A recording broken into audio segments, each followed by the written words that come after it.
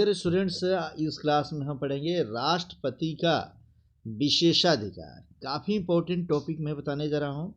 राष्ट्रपति जब इस देश में है, रबर स्टाम्प नहीं है, तो राष्ट्रपति को कौन से विशेषाधिकार मिले हैं। अभी हम एपिसोड 16 पढ़ाए थे बच्चे, काफ़ी छोटा एपिसोड था वो, लेकिन अब हम पढ़ाने जा रहे हैं 16 नहीं बल्कि 17 पढ़ाया था मैं। अब हम एपिसोड पढ़ेंगे 18। यह राष्ट्रपति का पार्ट 3 होगा। राष्ट्रपति पार्ट, इसका कौन सा पार्ट रहेगा? 3। इसे ठीक से समझेंगे। चलो बच्चे, पार्ट 2 इसका बड़ी जल्द समाप्त हो गया था, इसलिए हम इसको पढ़ रहे हैं। ध्यान से समझते चलो। कहते हैं राष्ट्रपति जो भी हो देश का, उसका क्या विशेष अधिकार है जिसकी वजह से राष्ट्रपति का महत्व देश में बना रहता है। तो राष्ट्रपति के विशेषाधिकार में पढ़ेंगे कि भारत के सर्वोच्च पद पर निर्वाचित राष्ट्रपति को भारतीय संविधान के तहत कुछ विशेष छूट दी गई है, जिससे राष्ट्रपति का जिसे राष्ट्रपति का विशेषाधिकार कहते हैं। माने हमारे देश के राष्ट्रपति को रबर स्टाम्प न करके उनको हम सम्मानित पद योग्य मानते हैं, और उनको ऐसे कुछ अधिकार मिले हुए हैं जिसकी वजह से राष्ट्रपति का महत्व देश में बढ़ जाता है। क्या क्या उनको अधिकार है बच्चों, इस पर विशेष ध्यान दोगे। यही उनके अधिकार और ये हम मानेंगे। नंबर 1, अपने कार्यकाल के दौरान राष्ट्रपति पर दीवानी अथवा फौजदारी किसी भी प्रकार का मुकदमा नहीं चलाया जा सकता है। इसे समझेंगे। दीवानी का मतलब ये फिल्म वाला दीवाना दीवानी नहीं समझेंगे बच्चों।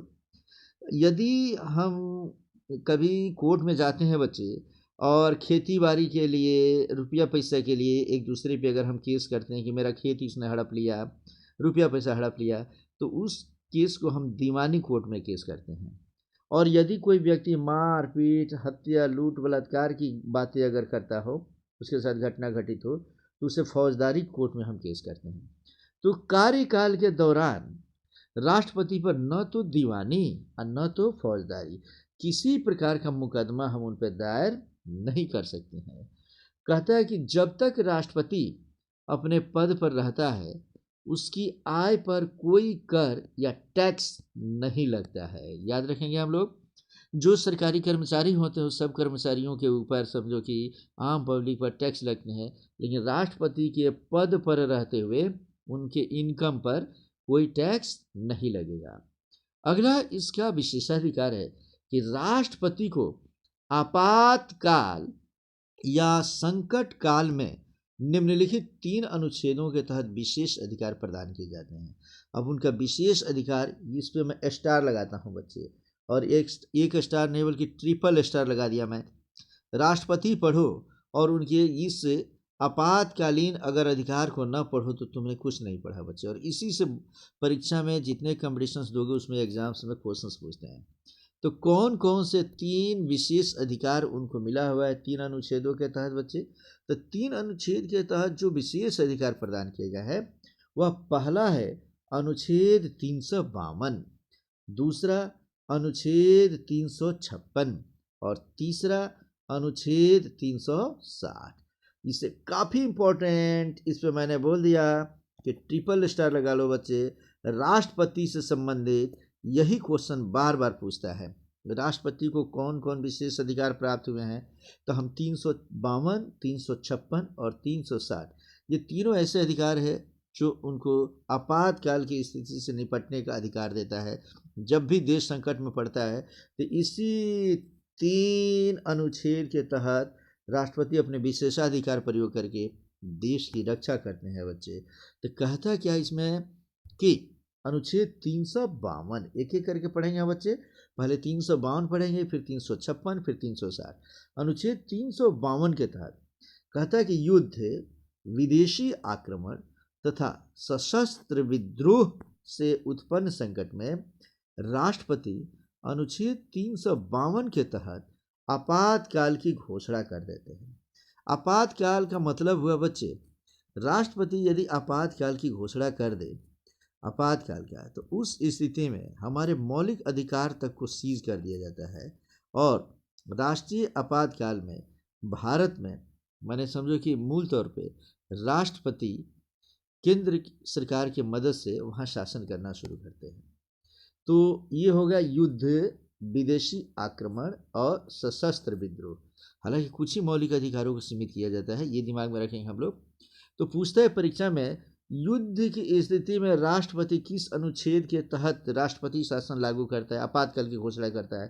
तो हम बोलेंगे अनुच्छेद 352।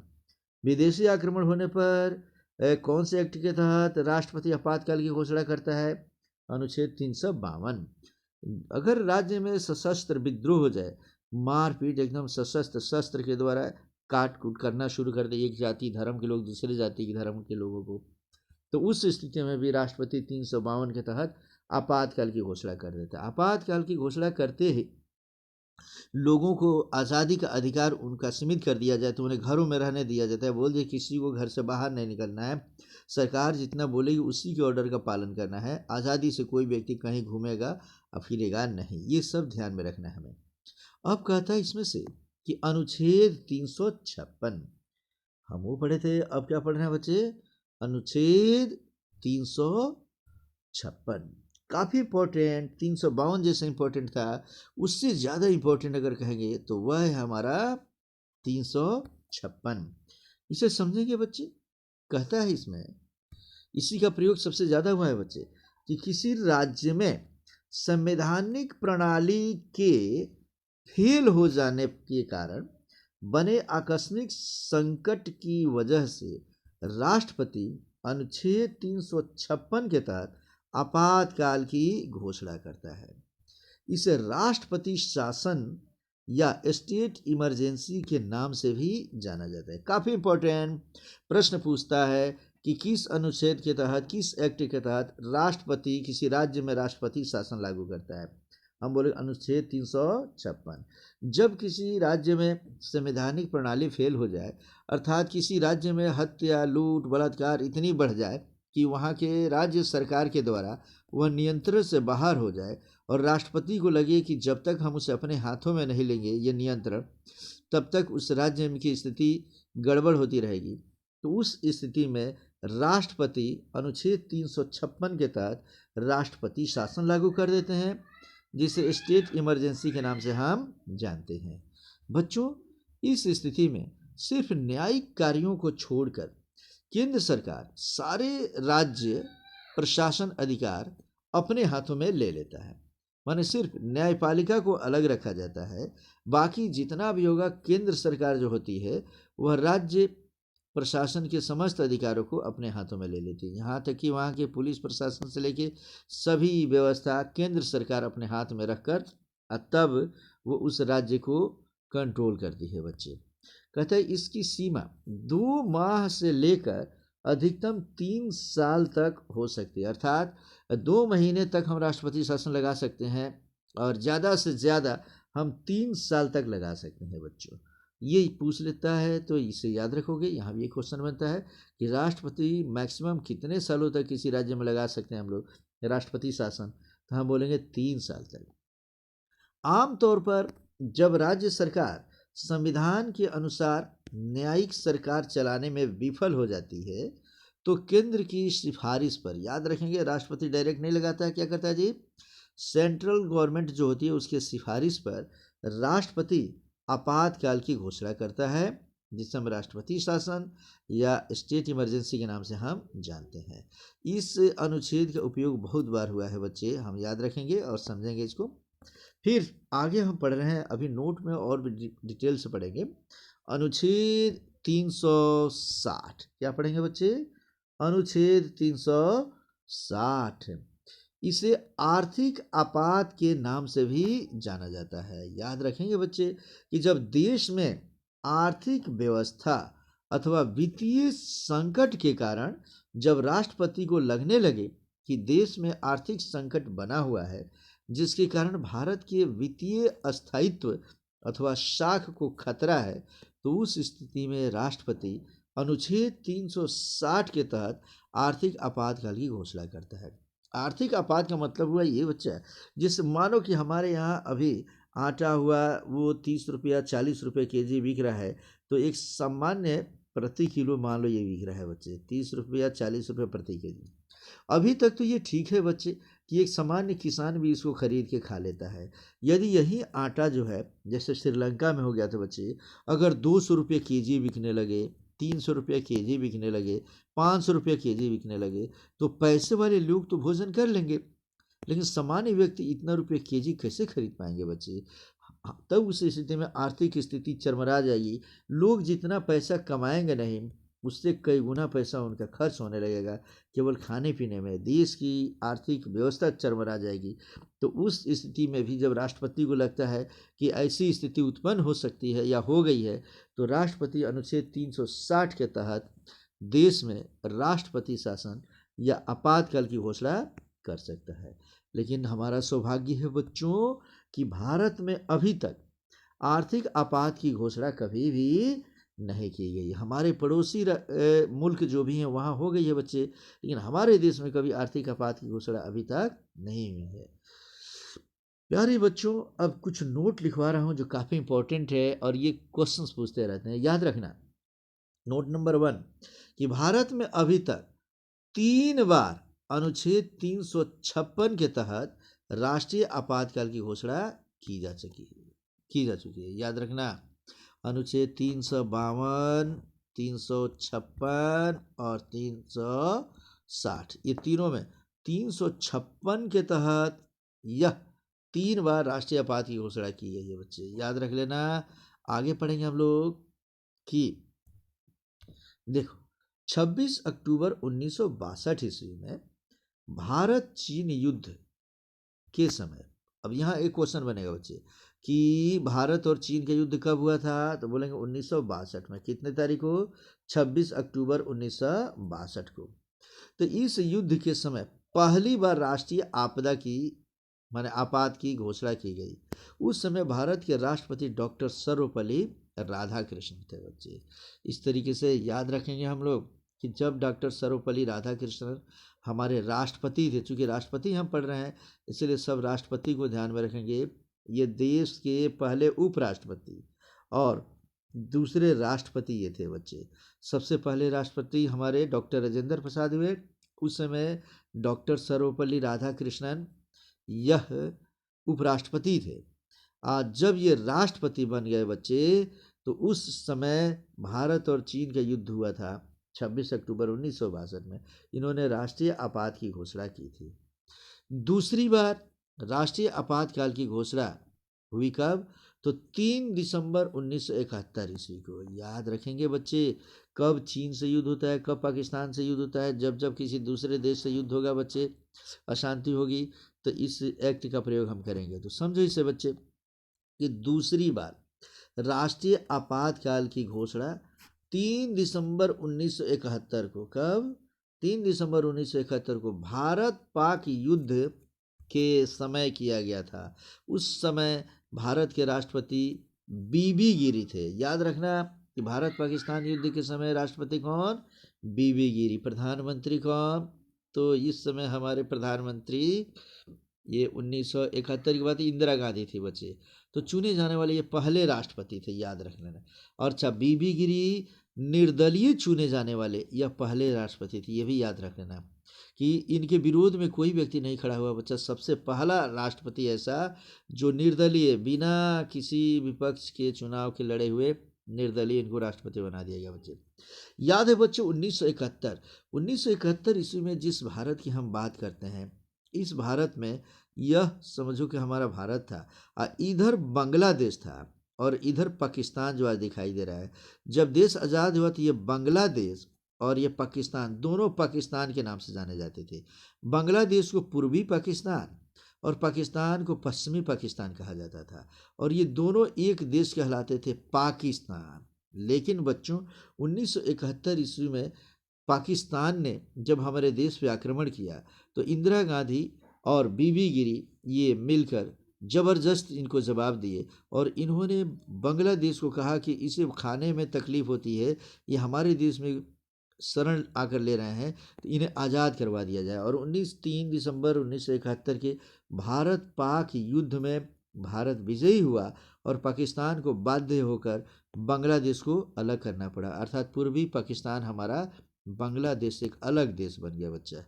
ठीक है, आगे पढ़ेंगे हम लोग कि तीसरी बार, फिर से समझो, तीसरी बार 25 से 26 जून 1975 से लेकर 21 मार्च 1977 के बीच आंतरिक अशांति के नाम पर राष्ट्रपति फखरुद्दीन अली अहमद ने तत्कालीन भारतीय प्रधानमंत्री श्रीमती इंदिरा गांधी के कहने पर, काफी इंपॉर्टेंट, भारतीय संविधान की धारा 352 के अधीन आपातकाल की घोषणा की थी बच्चे। याद रखना बच्चे कि स्वतंत्र भारत के इतिहास में यह पहली बार अलोकतांत्रिक व्यवस्था थी जिससे आपातकाल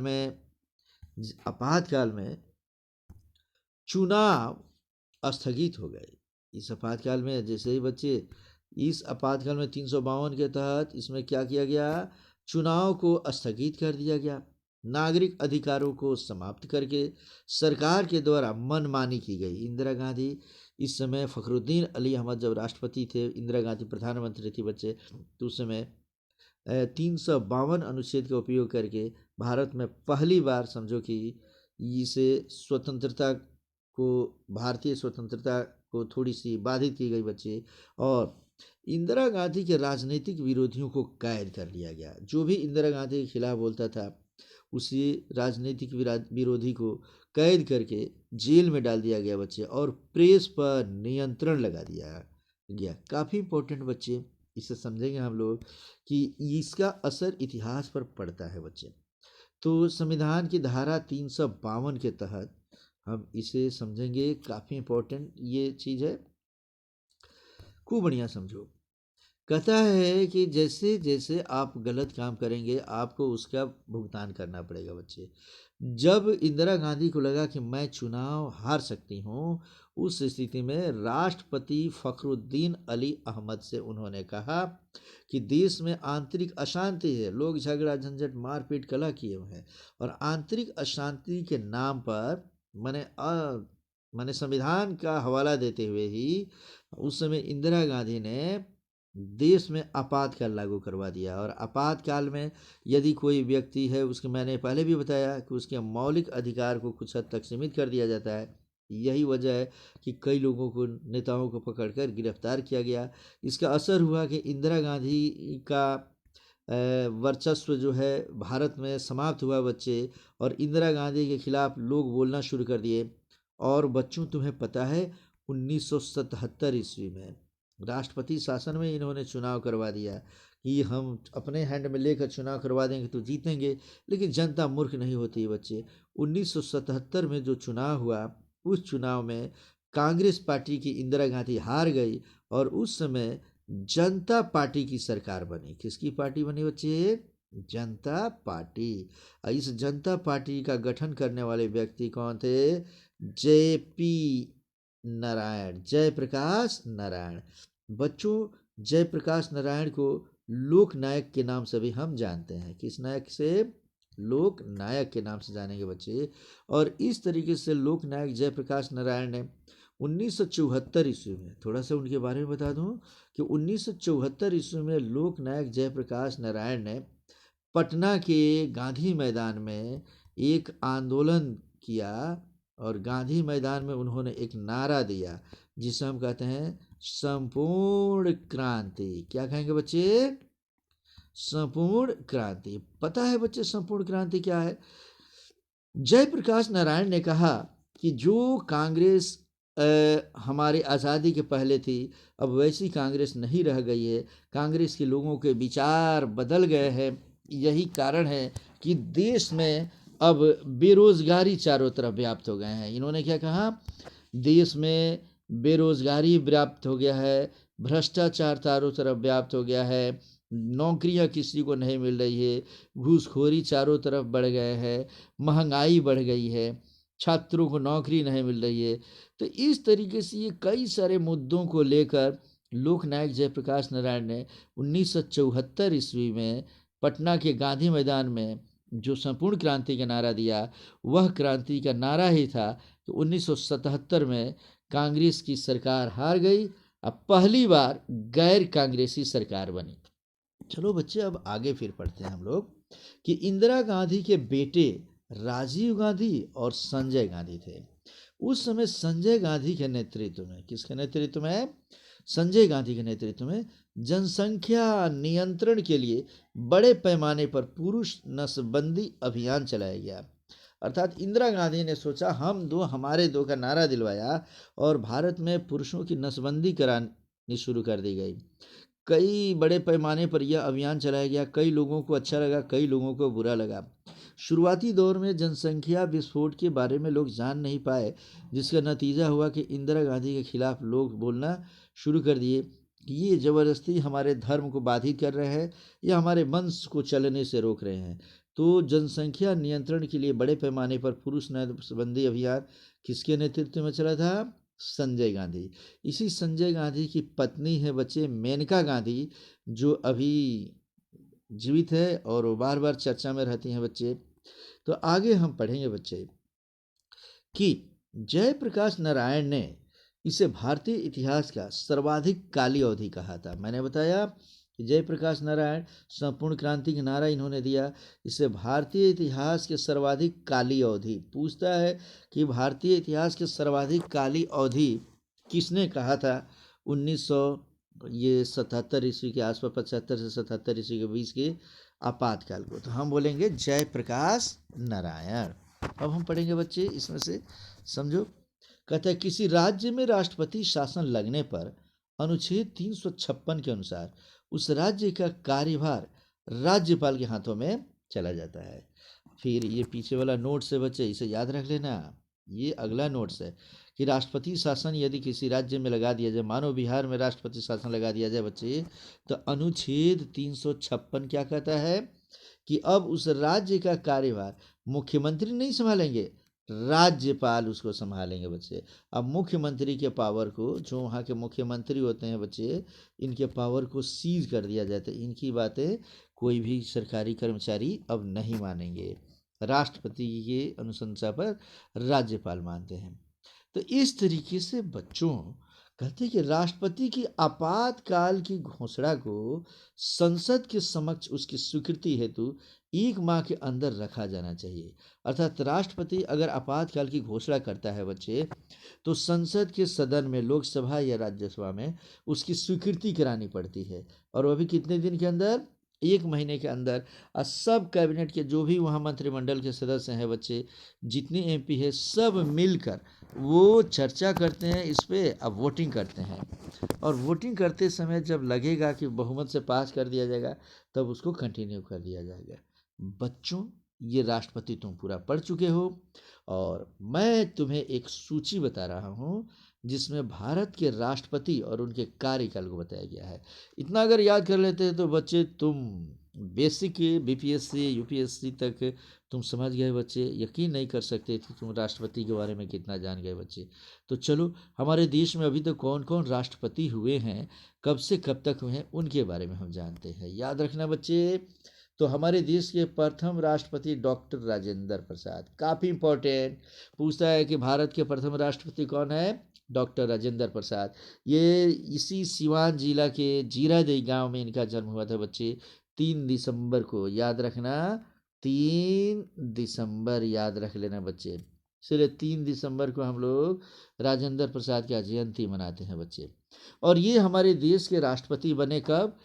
तो 1950 ईस्वी से 1952 ईस्वी तक। याद रख लेना बच्चे कि 1950 से 1952 नहीं बल्कि 1962, ये 12 साल तक राष्ट्रपति रहे बच्चे। अर्थात 2 कार्यकाल इन्होंने तो पूरा कर ही लिया, तीसरे कार्यकाल के थे तभी उसी समय इनकी फिर ये राष्ट्रपति पद छोड़े, इनकी मृत्यु भी हो गई बच्चे।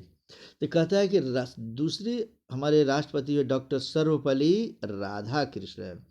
याद रखेंगे, जिस समय डॉक्टर राजेंद्र प्रसाद हमारे प्रथम राष्ट्रपति थे, उस समय डॉक्टर सर्वपल्ली राधाकृष्णन हमारे देश के प्रथम उपराष्ट्रपति थे। अब राष्ट्रपति जब अपने पद को छोड़ दिए, फिर चुनाव हुआ, तो उस समय डॉक्टर सर्वपल्ली राधाकृष्णन हमारे देश के दूसरे राष्ट्रपति बने और ये 1962 ईस्वी से लेकर 1967 ईस्वी तक एक कार्यकाल इन्होंने पूरा किया। इनके बाद फिर चुनाव हुआ तो डॉक्टर जाकिर हुसैन यह हमारे देश के राष्ट्रपति हुए और 1967 से लेकर 1969 दो ही साल तक ये रह पाए थे बच्चे।